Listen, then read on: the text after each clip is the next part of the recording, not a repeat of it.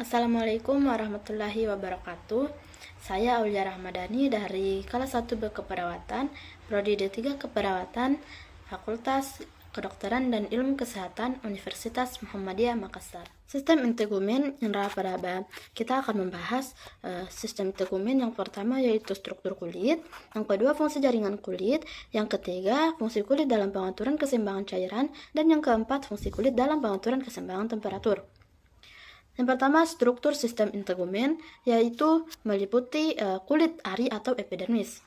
Epidermis sebagai lapisan yang paling luar dan paling menarik untuk diperhatikan dalam perawatan kulit karena kosmetik dipakai pada bagian epidermis.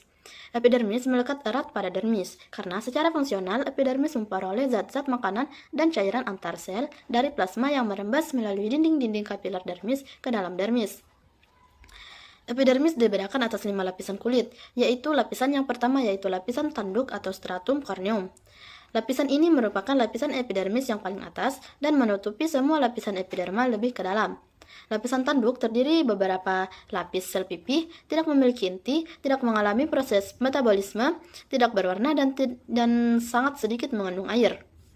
Lapisan yang kedua dari dermis yaitu lapisan bening atau yang disebut stratum lucidum. Lapisan bening disebut juga lapisan barier. Terletak tepat di bawah lapisan tanduk dan dianggap sebagai penyambung lapisan tanduk dengan lapisan berbutir. Lapisan bening terdiri dari protoplasma, sel-sel jernih yang kecil-kecil, tipis dan bersifat translusen sehingga dapat dilewati sinar atau tembus cahaya. Lapisan yang ketiga yaitu lapisan berbutir atau stratum granulosum. Lapisan berbutir tersusun oleh sel-sel keratinosit berbentuk kumparan yang mengandung butir-butir di dalam protoplasmanya, berbutir kasar dan berinti mengkerut. Selanjutnya lapisan yang keempat yaitu lapisan bertajuh atau stratum spinosum. Lapisan bertajuh disebut juga lapisan Malpighi, terdiri atas sel-sel yang saling berhubungan dengan perantaraan jembatan-jembatan protoplasma berbentuk kubus. Setiap sel berisi filamen-filamen kecil yang terdiri atas serabut protein. Kesatuan lapisan tajuh mempunyai susunan kimiawi yang khas. Inti sel dalam bagian basal lapis tajuh mengandung kolesterol, asam amino, dan glutation. Lapisan yang kelima yaitu lapisan benih atau stratum germinativum atau stratum basale. Lapisan benih merupakan lapisan terbawah epidermis, dibentuk oleh satu baris sel toraks atau silinder dengan kedudukan tegak lurus terhadap permukaan dermis. Di dalam lapisan benih terdapat pula sel-sel bening atau clear cells, melanoblast atau melanosit, pembuat pigmen kulit. Struktur yang kedua yaitu kulit jangat atau dermis, corium atau kutis.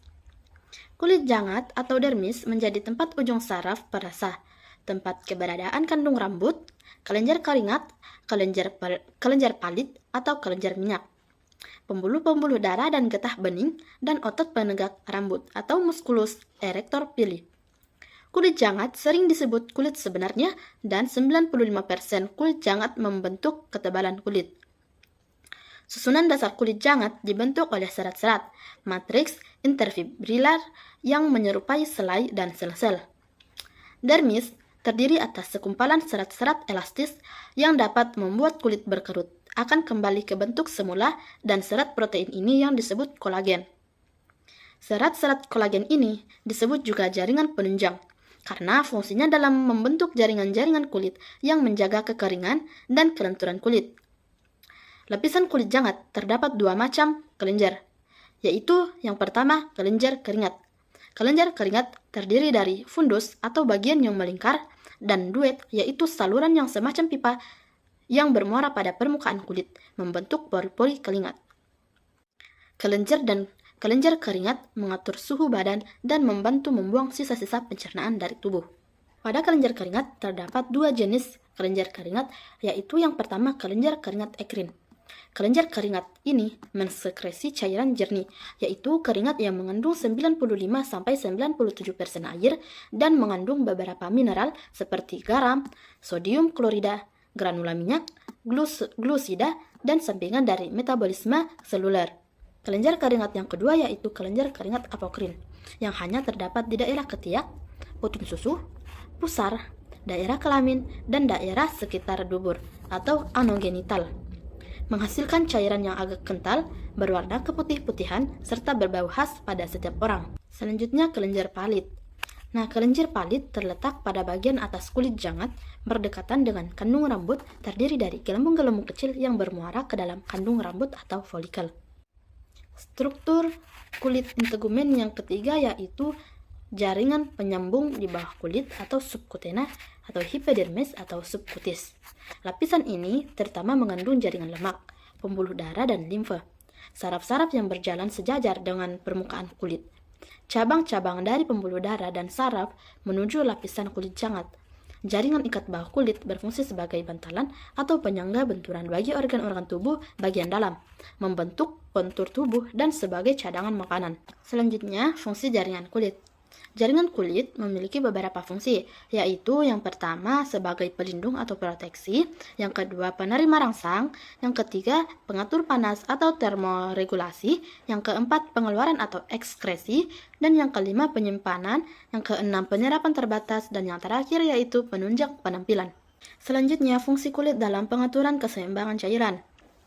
Secara umum ada 5 jenis kulit, yakni kulit normal, kulit kering, kulit yang berminyak, kulit yang memiliki kombinasi, dan kulit yang sensitif. Kulit yang kekurangan cairan umumnya terlihat kusam dan kering. Kondisi ini terjadi karena aliran darah di kapiler kulit tidak berjalan lancar secara maksimal. Adapun ciri-ciri kulit yang sehat yaitu yang pertama berwarna cerah, yang kedua kulit yang lembab, yang ketiga halus dan kenyal. Nah, fungsi kulit dalam pengaturan keseimbangan cairan yaitu yang pertama fungsi absorpsi. Permeabilitas kulit terhadap oksigen, karbon dioksida, dan uap air memungkinkan kulit ikut mengambil fungsi respirasi. Kemampuan absorpsinya tergantung pada ketebalan kulit, hidrasi, kelembaban, metabolisme, dan jenis vehikulum. Yang kedua yaitu fungsi ekskresi, yaitu mengeluarkan zat yang tidak berguna bagi tubuh seperti natrium klorida, urea, asam urat, dan amonia. Selanjutnya yang terakhir yaitu fungsi kulit dalam pengaturan keseimbangan temperatur. Kulit berfungsi sebagai pengatur suhu tubuh. Di permukaan kulit terdapat rambut yang menjaga suhu dalam lapisan dermis. Kulit mengandung sel yang dapat mengkondisikan suhu tubuh manusia. Fungsi pengaturan suhu tubuh atau termoregulasi dengan cara mengeluarkan keringat dan mengerutkan otot atau otot berkontraksi. Pembuluh darah kulit. Kulit kaya akan pembuluh darah sehingga mendapat nutrisi yang baik. Nah, tonus vaskuler dipengaruhi oleh saraf simpatik atau asetilkolin.